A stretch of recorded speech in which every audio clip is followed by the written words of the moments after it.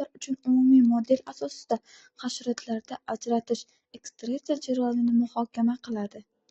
Avvalo, ekstraksiya tushunchasidan boshlaymiz. Ekstraksiya – bu organizmdan chiqindi va zaharli moddalarni chiqib tashlash jarayoni bo'lib, shu bilan birga oziq moddalar, metabolitlar, tuzlar va suvni saqlab qolish orqali fiziologik xemiosintezni ta'minlaydi. Umurtqali hayvonlarda yopiq qon aylanish tizimi mavjud bo'lib, bu buyraklarga gidrostatik bosimga bog'liq filtratsion mexanizmi yordamida qondan chiqindi mahsulotlarini ajratib olish imkonini beradi. Bunga qarama-qarshi ravishda hasharotlarda ochiq qon aylanish tizimi mavjud bo'lib, gemolimfa oqimi past bosimli va aniq yo'naltirilmagan bo'ladi. Shu sababli chiqindi moddalarini chiqarish mexanizmi sifatida kationlarning faol transporti va osmotik bosimidan foydalanadi.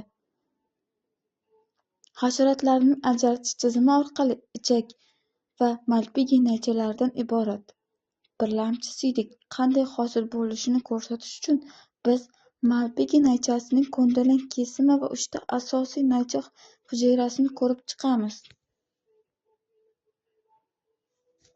Birlamchi siydik hosil bo'lishi uchun kationlar odatda kaliy ioni gemolimfadan naycha ichagi kaliy ATPaza asosiy orqali ko'chiriladi. Asosiy hujayralarning bazal membranasida joylashgan vakuolar proton ATPaza nasoslari Malpighi naychasi hujayralarining apikal membranasidan bo'lib, ATP gidrolizidan olingan energiya yordamida vodorod ionlarini naychaga bo'shlig'iga haydaydi. So'ngra vodorod ionlari proton kaliy antiproteri orqali almashib, qon bilan oziqlanmaydigan hasharot turlaridan kaliyning naycha lumeniga o'tishini ta'minlaydi. Diuretik gormonlar Malpighi naychalari orqali suvning qabul qilinishini boshqaradi. Birlamchi siydik gemolimfa bilan izosomatik bo'ladi. Birlamchi siydik bilan birga suv tuzlari muhim kimyoviy moddalar va metabolitlarning yo'qotilishi muammolarini bartaraf etish uchun ileum va rektum fiziologik jihatdan muhim bo'lgan erigan moddalarni qayta so'rib oladi.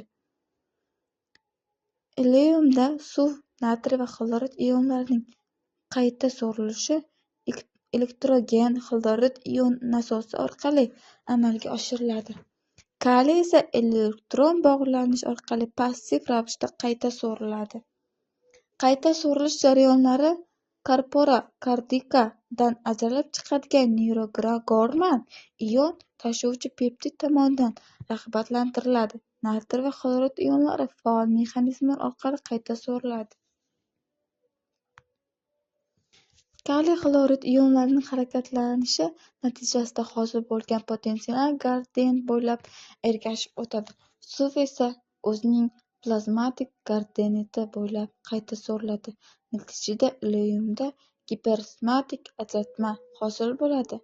Azot almashinuvi natijasida gemolimfada hosil bo'ladigan ammoniy ioni zaharli bo'lib, u ileum tomonidan faol ravishda so'rib olinadi va chiqarish uchun o'rotga aylantiriladi. Rektum ajratishdan oldin ionlar, suv va oziq moddalarning qayta so'rilishi amalga oshadigan oxirgi bo'limdir.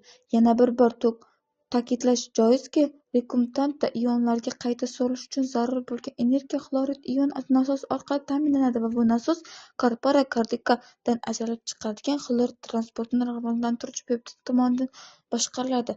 Suv va kichik eruvchan moddalar kaliy ionlari qabul qilish natijasida yuzaga kelgan osmotik gradiyent sababli yana gemolimfaga qaytariladi. Gemofiliyadagi amik ham rektum tomonidan so'rilib olinadi va eruvchan o'rotga aylantiriladi.